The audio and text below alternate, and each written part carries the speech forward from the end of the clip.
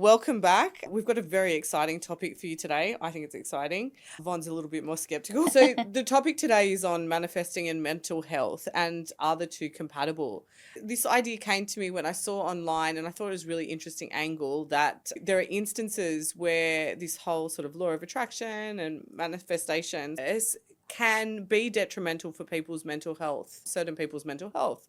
So that's the topic that we're going to discuss today.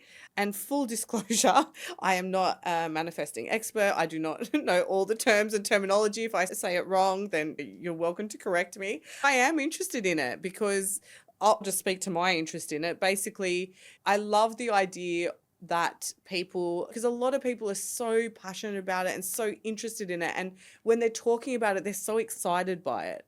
And they feel like it's working, and they just seem so alive, and their goals are so clear. And I love that for them, because anything that makes you feel good and motivated and with direction and purpose Absolutely makes me think that can only be a good thing. right. And what this person was suggesting, she was suggesting that for her, she went deep into the manifestation and law of attraction. And I mean, there's countless sort of ways and methods and approaches.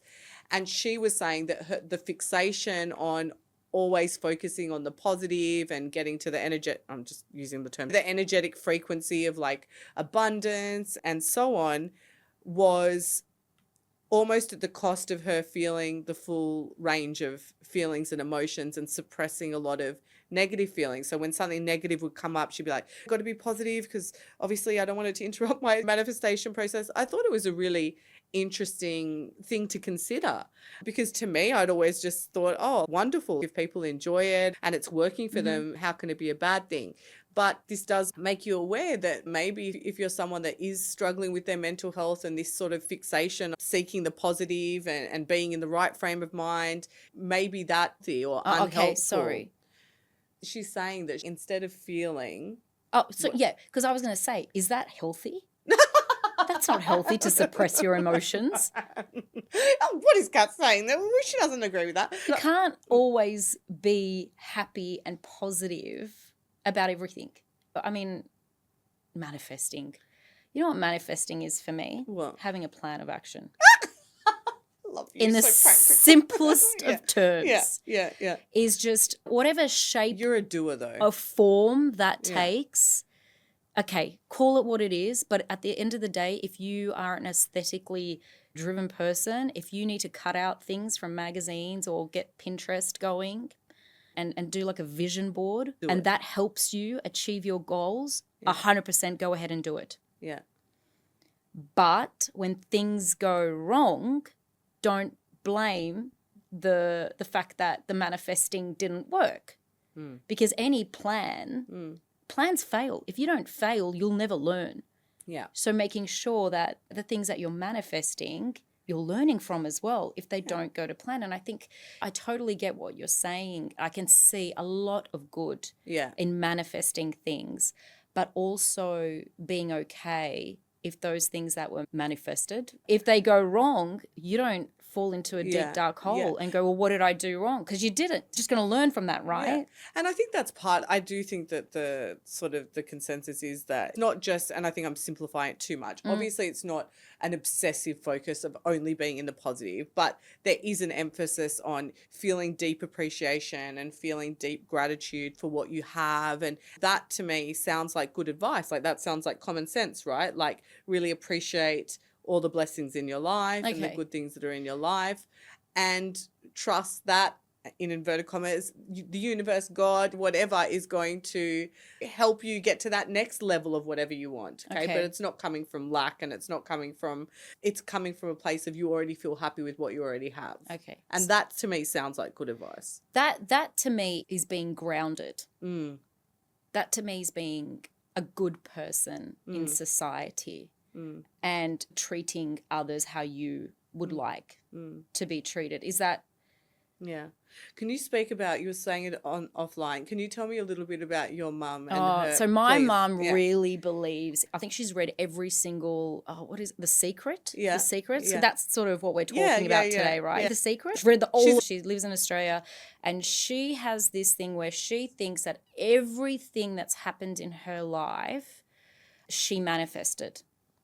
And regardless of all the bad bits, the difficulties, the adversities, where she is as a 70-year-old woman, everything is just exactly how it should have been because she had a vision and visual images of how she wanted it to be, and it turned out exactly how. I'm trying to find an example. So she was like, all I ever wanted was for my children to just be really happy. And she goes, and Yvonne, this happened. And I always just think, yeah, but there's detail around that, Mum. I love it. I know, but look. Yeah. Everything. And I look at other people and she's like comparing herself to the women in her circle that did not manifest. And all their kids are so unhappy. And she went through a divorce and she's remarried and she migrated from a communist country to, I mean, she's an expat, to Australia where the culture shock back then, next level. 80s, no? 80s, where Australia is not what Australia is now. True. And yeah. But I manifested all of this, even though I migrated and this and that, and I had the divorce and everything was supposed to happen. And I always say, but that's life. That's life. And the person that you are, in terms of your traits, your personalities, your cognitive reframing, how you think, how you behave because of a mood or a feeling, got you to where you are. Yeah. However, if thinking about it consistently, I just want my kids to be happy. I just want my kids to be happy. And it's going to look like this. Like Yvonne's going to go to university and then she's going to have this job and then she's going to change careers and then she's going to do this and then they're going to, okay. But she obviously didn't. It was just happy. But it gives her comfort. It sounds like it's a source of pride for her and a source of, I don't want to say control, but like hopefulness. And I feel like that's such a beautiful thing to have. So I think there's so many things. I love that story, actually. Do you? I've got so many more. I just think every mum can relate to that. Yeah, I just want them to grow up to be happy and healthy and lead a good life. And they will. They always will. When we get to my kids are not happy, that's life as well. Yeah. That's adversity. But you know what also it eclipses? And that is this, if you were to average everything out and knowing you, as I do, thank God, you're healthy, you're happy, you have a lovely life. But there are days where you're in a bad mood or it's just sort of minimizing the human experience, which is up and down. You know, there were significant challenges for your mum to get to that place. Huge. There is not a person alive on the planet that will not have setbacks, challenges, obstacles. I notice it even in my little 2-year-old's life. He's 3 now, sorry. He has challenges. You know, my 1-year-old, okay, the challenges look different to a teenager or to an adult, but challenges nonetheless. Yes. That's human experience. That's life. Yeah. Right? Yeah. It's up, it's down.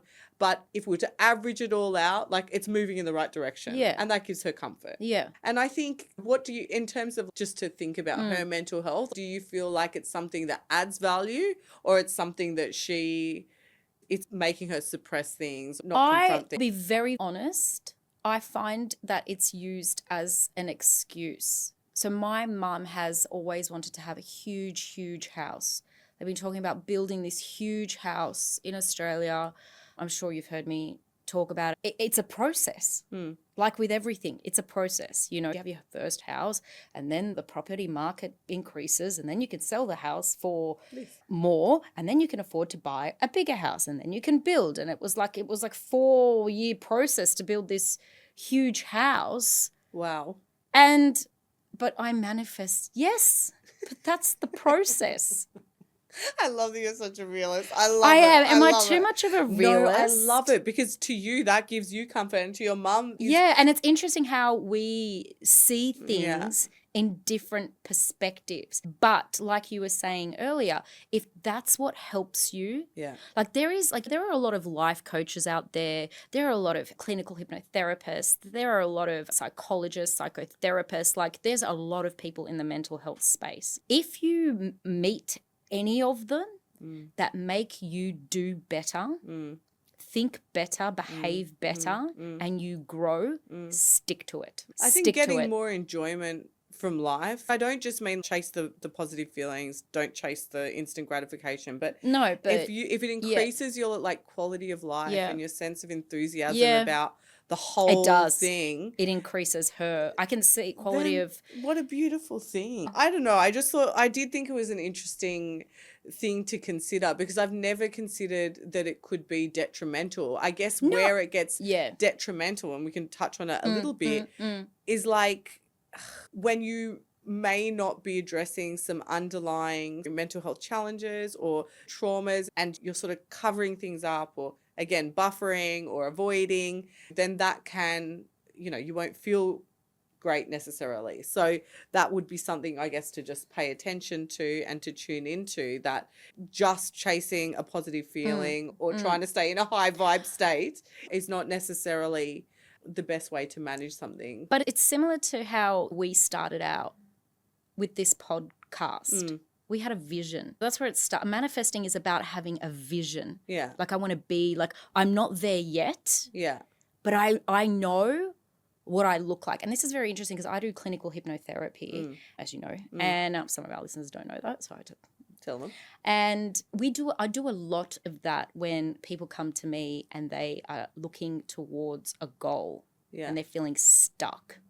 I want to be the CEO. I want to get a promotion and I want to be the CEO and I know it's there, but I just can't get there and I'm feeling really this and that. And there's these other, okay, fine. You know what? One of the things that I do, and I'm not imagine a clear blue sky. This is clinical hypnotherapy.